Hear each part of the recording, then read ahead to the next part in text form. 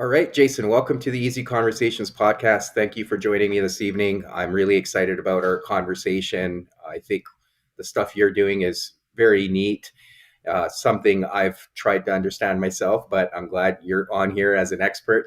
But before we jump into the vibe, I do want to give you an opportunity to share with the listeners a little bit about who you are and what it is that you do and where you're based. And then we'll just jump right into our conversation tonight. Well, first, obviously, thank you for having me on. I appreciate the invitation. And I want to thank the listeners for giving a listen and having me here as well. So my name is Jason Del Gandio. I'm a college professor at Temple University in Philadelphia, in America, North America, United States. At Temple University, my expertise is the theory and practice of social justice with a focus on activism and social movements. So I essentially study how we as human beings and people create social change. However, outside of Temple, my other expertise is the vibe, or vibes in the plural. And I know it sounds strange to some people, but I've been studying the vibe since my late teens. I wrote my first Hmm. paper on the vibe as a college student in an undergraduate class on nonverbal communication. Then I went on to my master's degree and my doctoral work, using both my master's thesis and my doctoral dissertation to write about the vibe, in which I constructed a philosophy of the vibe called bodily emanations. So our bodies emanate or radiate a vibe or a feeling or energy out into the world. My Hmm. latest project on the vibe is called 20-Minute Vibe. It's essentially an educational space for learning about the vibe. I offer vibe related content for those who are intellectually curious and progressively minded. Well, yeah, no, thanks for building on that. Lots to dive into there based on what you've shared. I guess right off the bat, for me, what I'd like to understand around the vibe is this something you can measure? Because I know you kind of mentioned the energy aspect of it. And with energy, obviously, it's something you can measure, but is it something you can measure or is it more of a qualitative thing? Depends on how we want to approach and understand the vibe. So, for instance, my most basic definition of the vibe nowadays is the exchange of energy between you and other people. So, again, the Hmm. exchange of energy between you and other people. Now, of course, the question comes to what is this the energy we're talking about? Kind of gets to your Hmm. question, right? Is this energy physical or metaphysical? Is it spiritual or scientific? Is it material or immaterial? Or perhaps is it all these things all at the same time? Right. So Hmm. there are physical vibrations that exist. So, for instance, sound, all sound is a vibration. Two objects or Hmm. forces come into contact with each other, they make each other vibrate, and it vibrates the air around those objects. Those vibrating air molecules then enter our eardrums, and then our brains process them as sound, right? So that's a physical vibration. In terms of physical vibration, the answer is yes, we can obviously measure physical vibrations, Hmm. right? However, I'm not sure though that this thing that we call the vibe is reducible to just physical vibrations. Right? There are many traditions throughout human history, cross culturally speaking, that take different approaches to the vibe. And so, if the vibe is a metaphysical phenomenon, then obviously we can't measure that. It's more of like qualitative experience. But yet, regardless if we can't measure it, though, most people do refer to the vibe, talk about the vibe, and have some experience with the vibe. Just because we can't measure it through a scientific lens does not mean it's not real or we can't experience it. Hmm. Hmm. Yeah, yeah, and I guess in terms of an individual having a vibe, for example, if say you and I are exchanging that energy, is that kind of like a permanent state for me, for example, or can that change depending on my mood or what kind of activities I'm engaging in? Is there even an aspect of diet that kicks comes into play? Uh, just some things that come to my mind immediately. I know, for example, there's certain way I feel when I'm around certain people, so I could definitely appreciate that exchange of energy. But even with things like music or watching a certain TV show, so yeah, I know I'm throwing a lot at you here, but that's how my brain's working right now as you're sharing that information, right? So.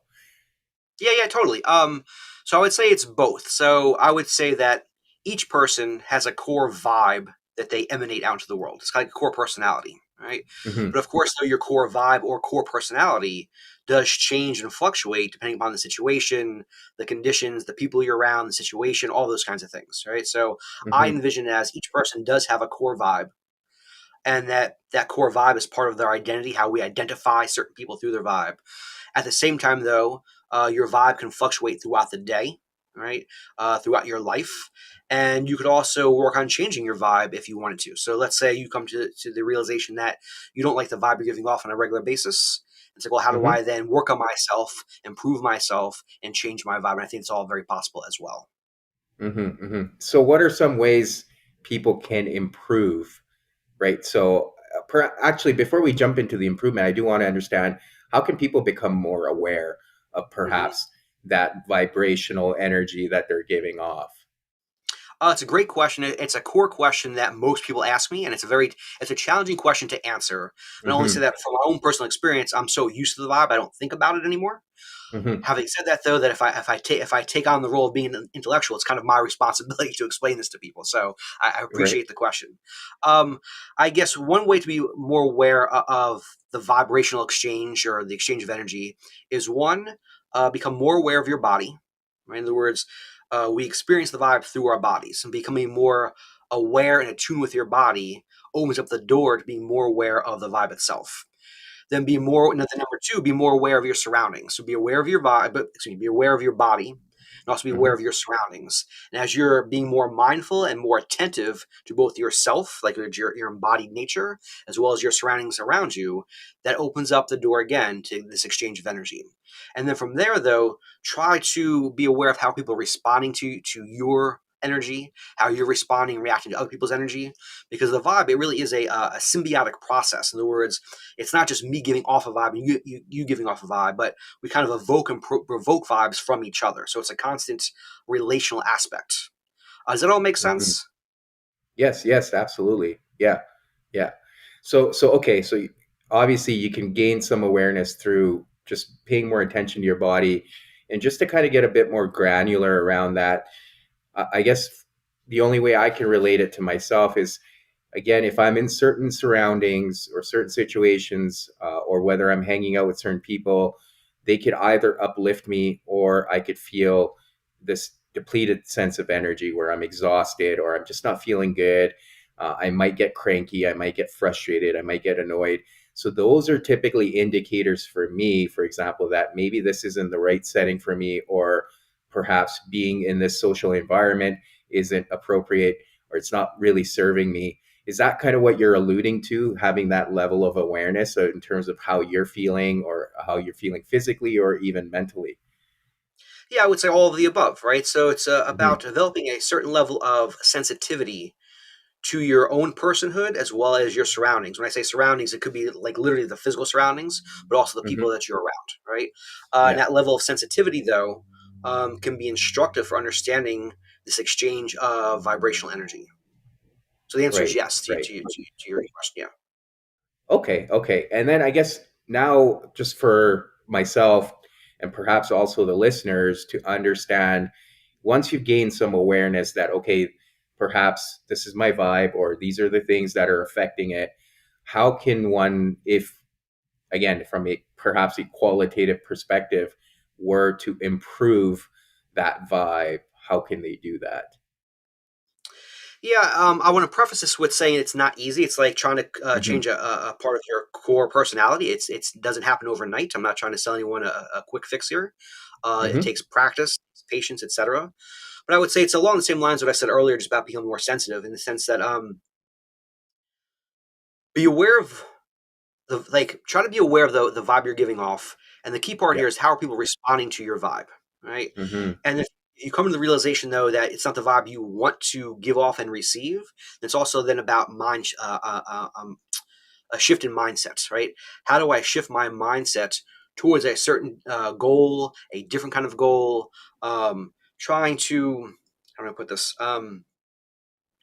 Change the nature of my interaction with other people, vibrationally Hmm. speaking, right? Right. Now this takes time though, so I mean, I think most of us probably do this on a daily basis without realizing it. So maybe you have to go run a trip to the grocery store. You're in a bad mood, and all of a sudden you cop an attitude with the cashier. And you're not doing it on purpose. You're just in a bad mood. But then you Right. realize that the cashier is like offended by your mannerisms or by your gestures or by whatever you said, right? And kind of like it's a self check process. Oh man, I didn't realize I was giving off that kind of vibe. Now, how do you elevate that Hmm. though to a daily practice where it's like, all right, when I wake up in the morning, I'm setting my intention for the day. I'm going to try to play with a different kind of vibe here and see how people respond to me. And if people are responding to differently today than they were yesterday, that's probably a good indication that you're giving off a different kind of vibe. Right. So it's like to your point, it is a bit of an experiment and perhaps testing out different methods and seeing, okay, if the response in your immediate surrounding is different. Now a lot of the times people are somewhat oblivious to that, right? They all often wonder why they continue to get themselves into certain situations. uh, Often it could be confrontational. That could be a good indicator that perhaps it's you that are giving off this energy as opposed to other people doing it, right? So Yeah, just yeah, I having that totally agree. level of openness. Yeah, yeah. Right. So right. So if you're mad that everyone's giving you an attitude all the time, well, maybe it's not them. Like Right. everyone unjustly gets an attitude once in a while, but if you're constantly getting an attitude all the time, then it's probably something that you need to change in your own life. Right. Yeah. Um, think about this in a different kind of way. So I'm assuming that everyone has the experience of coming across someone who is just genuinely happy all the time. Like I mean that in a genuine kind of way, Yep. right? Oh, well, that person, because of the vibe they're giving off of happiness, of being content, being authentic, it kind of solicits and invites us to do the same. Like that's Hmm. why we like Hmm. to come across people that are happy. I think that's a good indication of being self-aware and self-reflective about who I am and the kind of people I attract into my life or repel from my life. Right? If I'm constantly giving off a bad vibe, then I'll probably attract negative conditions on a regular basis. If I'm giving off a happy vibe, I'll probably attract happier people to myself. Absolutely. And I'd like to put in a bit of a therapeutic lens on it Yeah. too. Personal experience, but even as a therapist, I see this a lot with the clients I work with.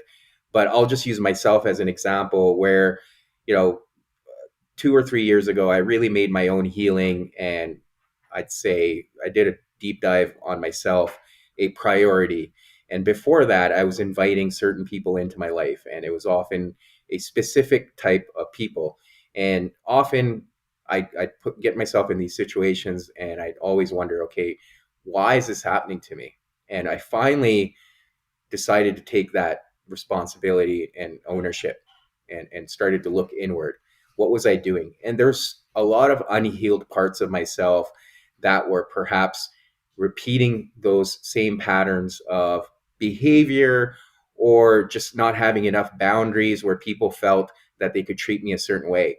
And when I did that kind of work inward, and started to heal, and I started to feel more confident in myself, and I started setting better boundaries, then I started inviting different people into my life who showed me more respect, who cared for me, who showed me more love. And that I feel, and then, I got that feedback that, hey, when we're in your company, we just feel different, we feel more secure. And it was because I had done that work to become more secure myself.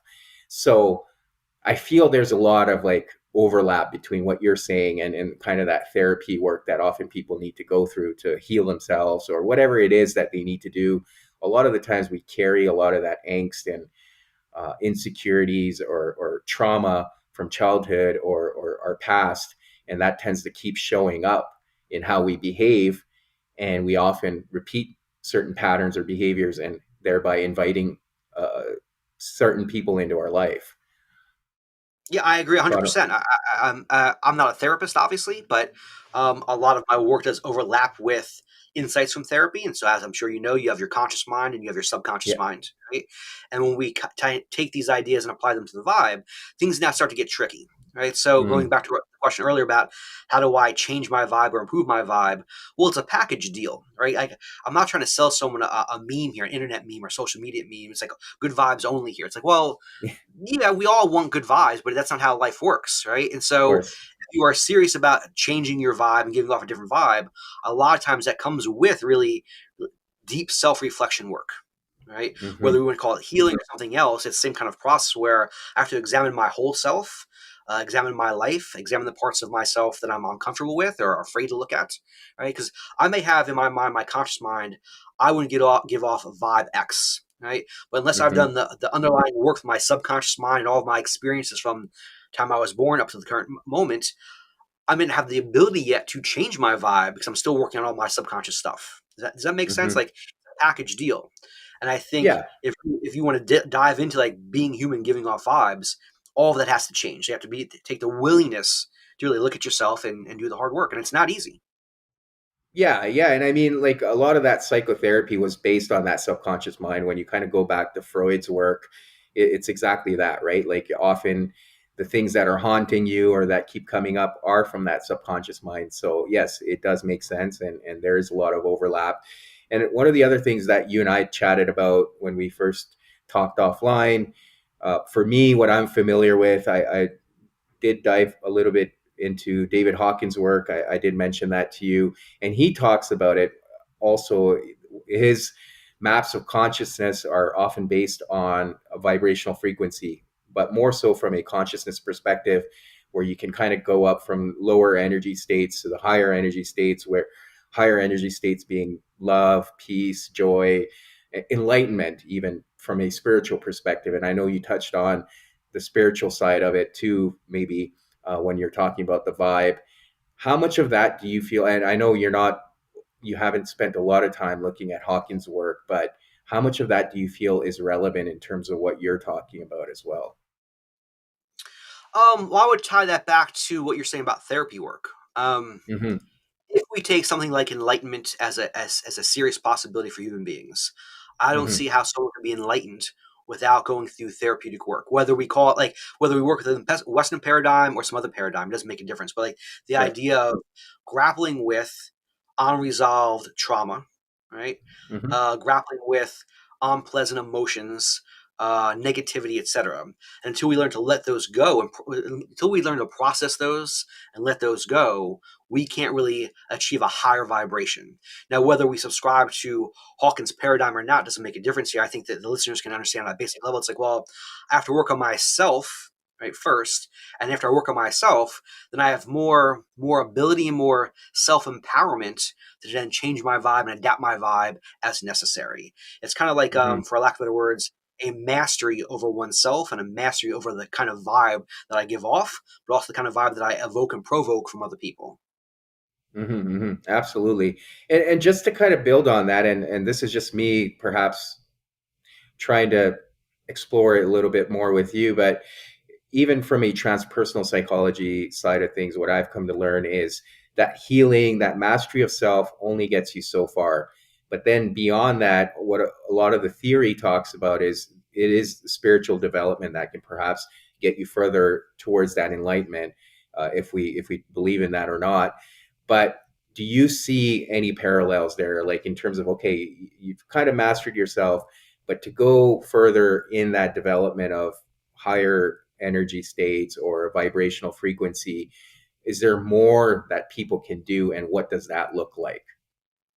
Tough question. That's a good question. Okay, do you have an example first? Like, are you thinking of anything in particular Well, before I I'll, start? I'll just use myself again as a personal experience side of things. So yeah, I did a lot of the healing work, and I got myself to the point where I fully understood why I was engaging in certain behaviors, why I was using certain maladaptive techniques in my life, and I was able to work through that and got myself to this sense of development. But then my journey really went on this different trajectory and almost accelerated when I dove into spirituality for myself. And then I started seeing, so I had I wouldn't say mastery of self because that's a personal struggle every day, but I got to a certain point where I felt comfortable. But then beyond that, when I started diving into that spirituality, I started seeing even with people who perhaps weren't again using the terms of the vibe at a lower vibrational frequency where you could see it in their behaviors and their actions, I was still able to see from a compassionate side of things, the light inside of them, again speaking from a spiritual perspective, and find that, and that really helps me even in the therapy work I do.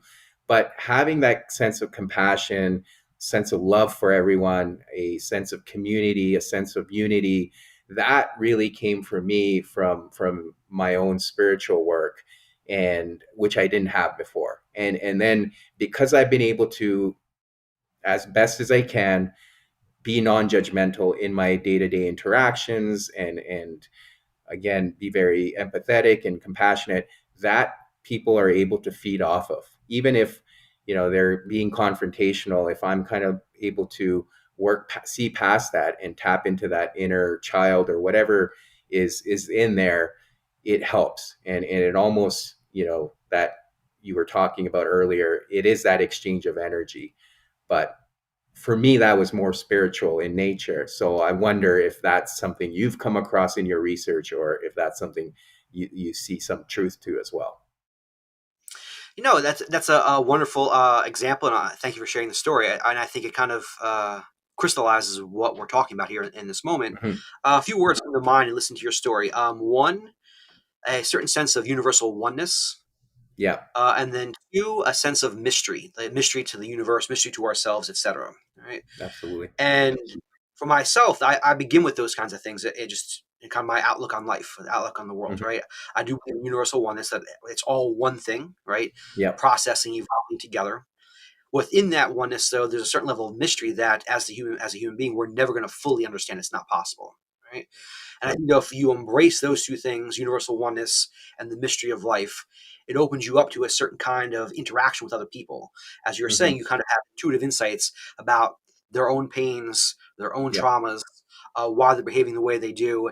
And that will, I think, for most people, provoke a certain level of compassion, right? Like this hmm, person, I may not like the behaviors of this person. They may be harmful to myself or to other people. At the same time, though, I don't want to condemn that person, right? They're still a human being. hmm. There are reasons why that person's behaving the way they're behaving, and I think, and Right. that is its own vibe. If you can embody those kinds of values, you would give off a certain kind of vibe, right? Hmm. At the same time, though, and as you give off that vibe, it's like I guess it's a symbiotic relationship, right? As you reach those insights, you develop a certain kind of vibrational frequency. At the same time, though, as you develop that vibrational frequency, you gain certain insights about yourself, other people, and universe at large, which I also Yeah. classify as being very spiritual. Yeah, yeah, and for me, I think as you were talking, what I realized, and this is what I think I could put it more in concise terms, is after I was able to find the light within myself, now I have the capacity to see the light in others, right? And I hope to help them find it when I'm doing that one-on-one work, but I could still see it, right? Like you said, through all that pain, all the veils and the armor they've put up, I could still see that there is that light in them. And perhaps that's their own journey and struggle they need to go through. And then I guess from that sense of universal oneness, what are your thoughts in terms of consciousness, and how does this tie in, like this whole idea of the vibe, into a universal consciousness? So, say more about even like consciousness, because that can mean different things. Like, say more about that. Yeah, I mean that's a good question. Turning it around on me. Well, I mean we are conscious beings, right? And I think collectively, depending on, okay, I'll give you an example, and I do want to come to this eventually, so we could go there now. In terms of the work you do in social justice and activism as well, we see a lot of, and obviously war has been part of our human existence forever. But right now, as you can see, some of the conflicts going on around the world, to me, that often will drop our universal consciousness, because there's perhaps evil forces in play, or a lot of negativity. Whereas, if there's more positivity in the world, and I think there is more than there is negativity, but that's what I mean. Through that positive sense, if we all did our part in being a bit more positive or raising our vibrational frequency, we can also raise the consciousness of the world. So from that perspective, and obviously, without getting into too much depth, and I'm happy to go there as well, but humans also have a different sense of consciousness than animals, for example, right? I mean, animals have consciousness, so do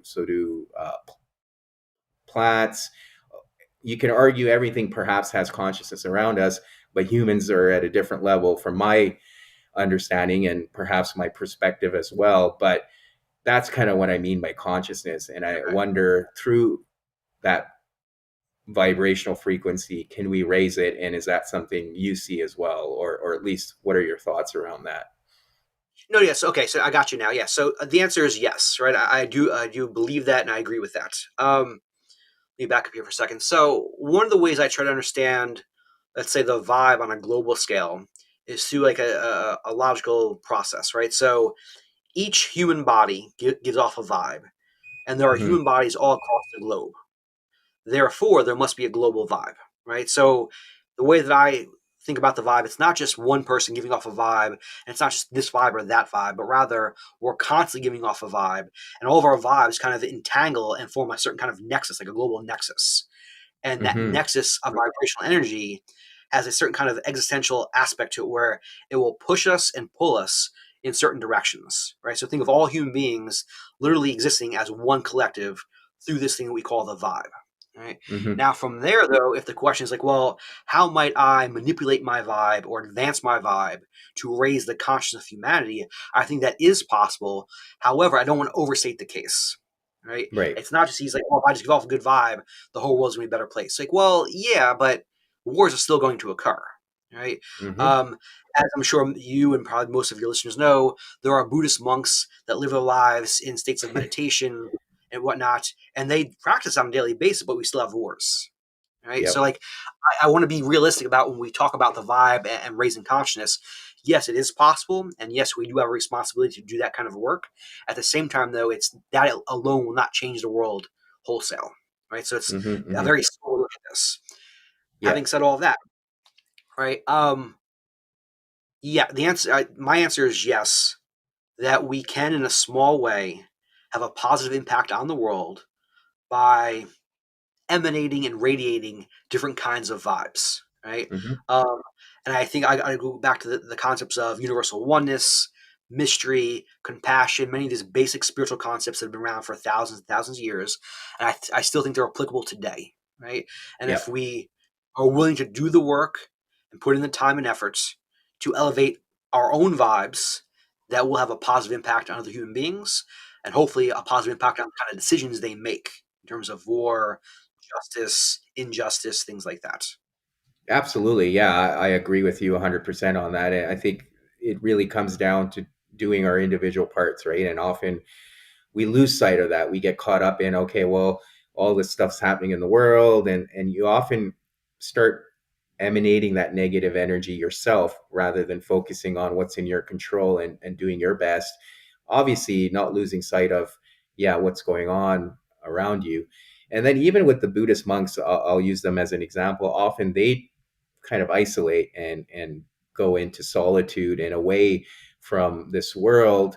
And part of the reason, again, the way I understand it, is because they don't want some of the lower vibrational frequency impacting their consciousness or the type of work they're trying to do, which I think I touched on earlier. And I did see a reaction on your face, but whether it's food or it's just in general, the society we live in today, that can impact our vibrational frequency too, right? And there's so much going on around us, whereas maybe 1,000 years ago it was a lot easier, but now we're connected to everyone globally through technology. Our work environments are we're again, most people are tied into work 24/7. They never really disconnect.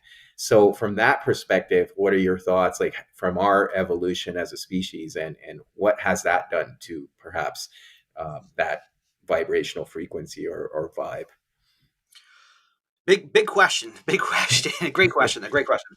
Um, I would begin with the premise that everything that we do affects our vibe to one degree or another, whether it's diet, exercise, sleep, the personal relations we keep on a daily basis. All of that affects our vibe, right?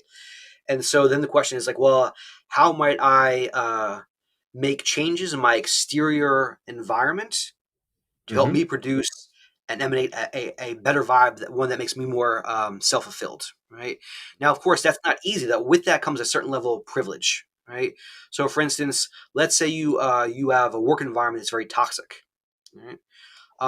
Not everyone has the ability to simply quit that job and go do something else. I mean, Hmm. technically speaking, we're all free to do whatever we want, right? Of But course. there are social conditions, social constraints that may either make it more difficult or less difficult for each individual. So, and I think that's important to acknowledge, though. So, if you have a toxic work environment, the first thing to realize it's not necessarily your fault. Like, in other words, you are not the toxic person here, but the people you work with are toxic. Right? In that situation, you cannot necessarily change their outcome, their vibe, or their personality, but you can change how you respond and how you react to that vibe and to that toxicity. Right? And so Right. one of the things I've been trying to work on, I don't know, the past 6 months to a year is being less stressed out, right? And trying to not have other people's negative vibes impact me in a way that just drains me all the time. This is Hmm. not easy to do, right? I've been working on this now for quite a while, but it is doable. That it is possible, and it goes down to like, well, you know, I guess what you were saying earlier, like what you can attain certain insights about people simply by watching and observing and feeling, right? Yep. And if you are in a situation, whether it's work or family or something else, and you can't change it, well, then how can you change your orientation to it? Right? How can you safeguard yourself from negative vibes while also maintaining your inner peace that then gives you a certain kind of vibe that's self-satisfying? Again, none of this is easy. It takes time, it takes effort, it takes work, but it is doable though.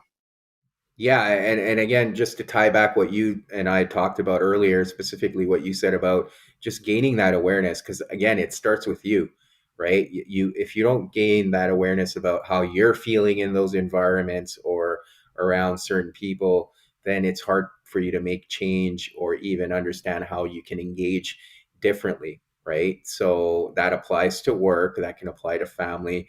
I mean, again, just to use personal example, when I started my own healing 2, 3 years ago, that's another thing I looked at was, okay, is my social circle serving me? How am I feeling when I'm in those environments around those people? And again, I'm not saying one's good or bad. It was for me, I had certain goals, and there were certain people that were hindering me achieving those goals. So I had to make those changes. I had to start new social circles, new friends, new environments, new places where I was going. So all of those things happened once I got that awareness, and then I was able to make those changes, which almost like James Clear's book on atomic habits. It's like habit stacking, right? So once you start getting a little bit of awareness in terms of what's serving you, what's helping your vibe, you start building on that. And then for me, it started with social circles, started with activities I engaged in, started with the foods I was eating, my sleep, all of it. And then it just started reinforcing each other, which is good because then you're getting that positive reinforcement. Right. And this is a good thing about also to know about habits. One of the things I've learned is you can't, people struggle to just remove a negative habit. You almost need to pull that negative habit and replace it with something positive. That's when that change is most impactful and sustainable over the long term. So I guess I don't know, any thoughts for you when I talk about habits or even changes on that type of scale. Um, One of the thoughts that was going through my head listening to you wasn't so much about habit, about using Hmm. family as an example of the vibe and how it can be negative or positive or something else altogether. Um, So if you think about family dynamics, right? Yeah. Everyone exists in relationship to everyone else. That's what makes it a family, right? And then within that family dynamic, one of the dynamics is the vibe itself. Now, the interesting thing about the vibe, though, is that it's usually more subtle, right? So, in other words, when we speak to each other and use language, that's overt, that's explicit. We know what we're saying to each other, we know how we're supposed to interpret this, etc. Then you have nonverbal communication, though, that tends to be a little bit more implicit. In other words, it's there all the time. We're always responding to each other's nonverbals. But we're usually not consciously aware of that. Then at a more implicit level would be the vibe itself, where each family develops a certain kind of vibrational dynamic or vibrational framework that kind of moves along. I mean, literally over years for with the family, right? And that's one of the reasons why family dynamics are so difficult to navigate and to negotiate because it's certain kind of like an entanglement or enmeshment where we're all part of this one process, right? And if at some point you realize, well, this family dynamic is no longer serving me or it's hurting me or it's negative, then you have to make a conscious decision like, well, how do I negotiate this now? For most people, they're not going to break off their family wholesale. I mean, some people do, and that's fine. I support that. But maybe it's you interact with the family a little bit less. You're not there all the time. You give them all of your attention, right? And then you claim some kind of ownership over your own personhood and also your own vibe. right? Hmm. At what point does the individual decide I want my own life and therefore my own vibe, and not one that just mimics that of the family? Hmm. Does Yeah, that make sense? Right? And as I'm saying, absolutely. it's making me think of what is it? Intergenerational epigenetics, right? Where we carry on things from one generation to the next. And I would say the vibe ties into as well, right? I mean, you can literally be carrying out or emanating a vibe that precedes your own life. Like, Right. you have parents, they're affected by their parents, they're importing those dynamics and those forms of energy, and now you're transporting them as well. And at some point, though, you have to break that off and go about your own discovery and your own course of action.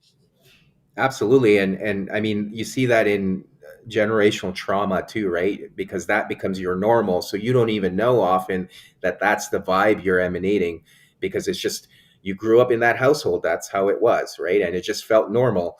And then perhaps when you start stepping out, and then you go back to see your family of origin, you start feeling different and bogged down. That's probably a message that, okay, maybe you're growing out of it, and when you're back in that environment, it's pulling you down again, and that could be a good thing to perhaps become aware of.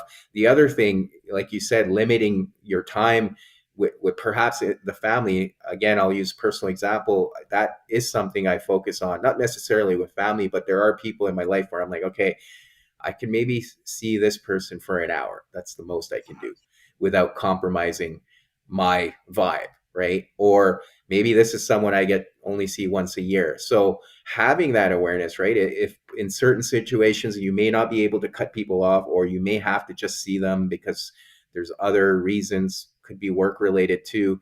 But to your point, limiting that time so it's not compromising your vibe, or it's deviating you from your purpose or whatever, perhaps it's not even serving you. So those are certain things to also keep in mind. I totally agree. As you're saying that, I was then thinking about workspaces, off Yeah. whatever job you might have, your workspace, right?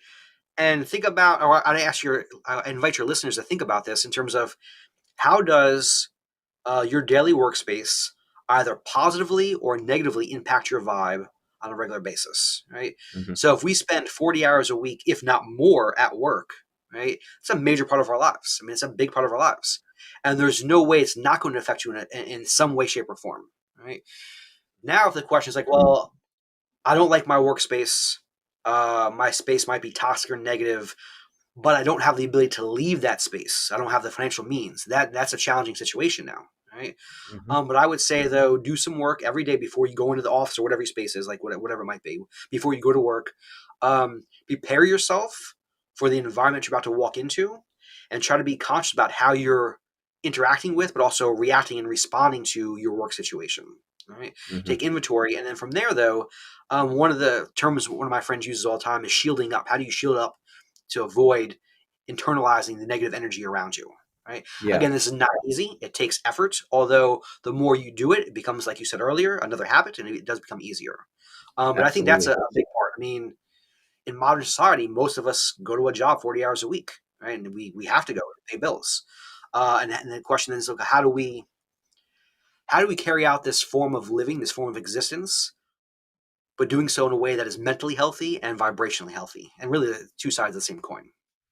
Yeah, and sometimes it requires you to shake it off too, right? Like literally shaking it off. Like I know when I was doing my practicum as a therapist, at the end of and I was working in a non-for-profit segment of the population. So by the end of the week, I was drained. So I would, before I would go into the weekend, I made it intention to either go out for a hike into nature to recharge, or go for a yoga practice, just to basically cleanse my energy, because I was carrying so much of that stress with me. Not only was it exhaustion, but even just working with people nonstop. So those are some things to be aware of too. If you're going from a setting that's perhaps stressful, or a work environment that could be toxic, for example, when you're going home or you're transitioning into another setting, what are some things you're doing to perhaps raise that vibe, and then not carry that energy around with you to your family, to your children, to your friends, whatever that may be? No, yeah, that's perfect. Yeah. So one of the things I've done in my own life, though, is try to create my home environment to be something that I enjoy, one that is peaceful, one that is humorous, right? One that is not toxic and is not negative. Which is not to say that everyone has a bad day. Everyone's partner has a bad day once in a while. That's going to happen, right? Um, but how can I construct at least parts of my life that are enjoyable, parts of my life that bring me happiness, parts of my life that evoke the kind of vibe that I want. You may not be able to do that 24 hours a day, 7 days a week, right? Especially if you have a job, you have to go do 40 hours a week. But whether it's the weekend, it's the evenings, whether it's morning before you go to work, I think all of those spaces and moments are important. As one example of my life, I started meditating on a daily basis. I guess it was around 2014, 2015. My father passed away unexpectedly. It was really, really hard on me. I was emotionally a mess. And at some point, I realized, well, I have to do something to avoid feeling like this all the time. So I started Hmm. meditating every morning, and that was many years ago. And I still do that every day now. Anywhere from 5 minutes to maybe 30 minutes, depending on my day, my schedule. But just tapping into that inner peace for a few minutes can be helpful. Kind of clear your mind. Again, get in touch with your body, get in touch with your surroundings. Think about the day, what's going to unfold before you, and how do I negotiate, navigate whatever I may have to do for the next eight, Right. 9, 10 hours a day. Yeah, and there's something you touched on that's very important, and I think a lot of people don't underestimate it. Is like you said, your home. You know, you've got a certain environment that or setting you've created, and often you need to have different things that you need to focus on, different parts of your home too, right? Like for example, your bedroom. You don't want too many hard colors or too much excitement going on, because that's where you're, for example, not even putting a TV in your room, right? Because that's your place of peace and rest. So being mindful of, okay, what are you putting in your bedroom? And then perhaps if you've got an exercise room in your home, what kind of energy are you trying to build there? So having that awareness too in different parts of your home as well, right? And not trying Yeah, yeah, to have a workspace in your bedroom, right? Having clear, distinct places. And I think during COVID, a lot of people were complaining about that because they were working from home and they couldn't turn it off because they were sharing that environment, right? mhm, yeah, So that's something to be aware of as well. yeah. In hearing you speak about those things, made me think about the relationship between the human psyche and the human vibe, right? And so the way that I think about it is how might I set up my home environment as an example that produce a certain kind of psychological joy, psychological enjoyment, psychological tranquility, right? And as I Hmm. take those things in mentally, psychologically, right, it's going to affect the vibe that I'm producing on the outside of myself, right? So the symbiotic relationship between the human mind or human psyche and then the vibes that we give off on a daily basis. And I think that itself could be a habit and a form of practice, right? How can what I want to say here? How might I consciously construct an environment for myself, right? Hmm. That then elicits a certain kind of vibrational response from me that is more fulfilling and more enjoyable. Yeah, yeah. No, for sure. I appreciate you adding that piece as well. And again, I just do want to come back to your work, obviously in the social justice part. How is that different from the work you're doing in the Vibe? Do you see any intersectionalities there? And what is that for you, I suppose? Because I know I touched on it a little bit, but I do want to come back to it. Well, to back up for a moment here, just for my background and whatnot. So I got involved with activism and social movements back in grad school when I was still working on the vibe. Like I was, really focused on the philosophy of the vibe and Yeah. whatnot. But then I got pulled into social movements. This is 23, 24 years ago, so quite a long time. And for most of my adult life, I really was involved with social movements. I studied social movements. I teach social movements, um, expertise in the theory and practice of social justice, etc.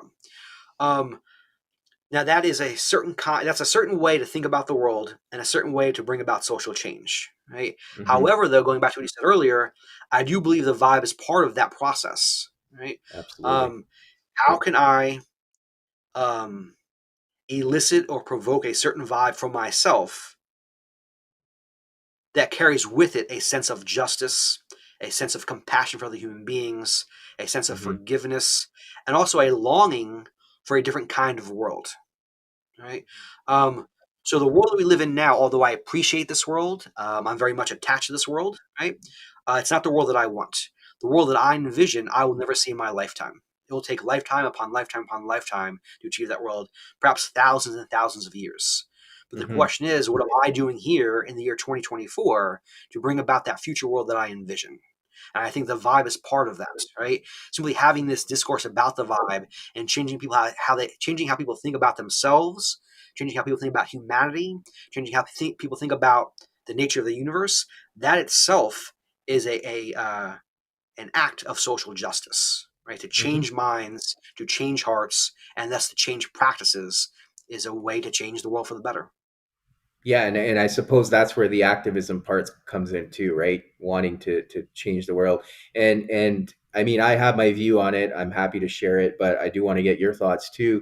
Do you feel like, because you've got this vision of the world that you would like to see, obviously perhaps not in this lifetime, but do you feel like your actions today and what you can do to educate others and help them raise their vibe can impact that vision that you have?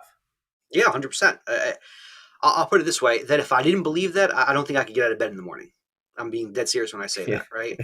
If Yes. I don't believe that I have some ability to make the world a better place and have some ability to walk towards that future world, then I don't know if I could live. I don't know. I think despair would overtake me. Um, but luckily, though, I'll say this. Um, I'm 49 years old. I'll be 50 this year. So I've lived long enough, right, to encounter enough kinds of people.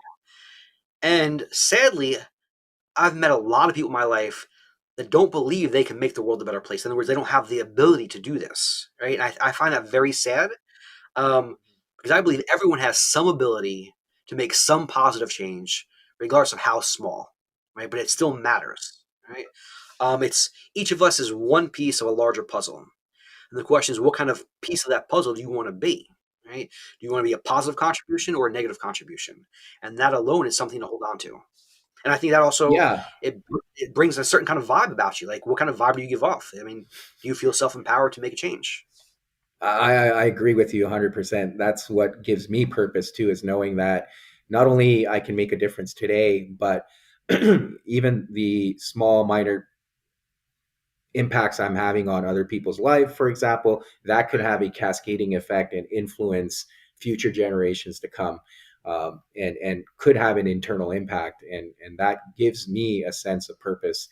And I agree with you. And I think to Mm-hmm. your point, yeah, if we didn't have that, there'd be a lot of despair.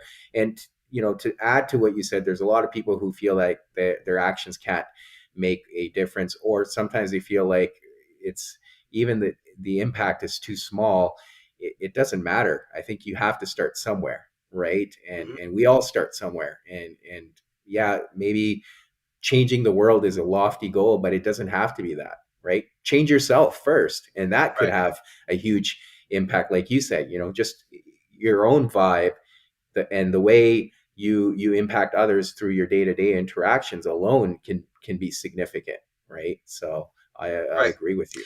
Um, to tie this back to the notion of intergenerational epigenetics. So we often think about that in terms of uh, what we inherit from the past, right, through family dynamics and whatnot.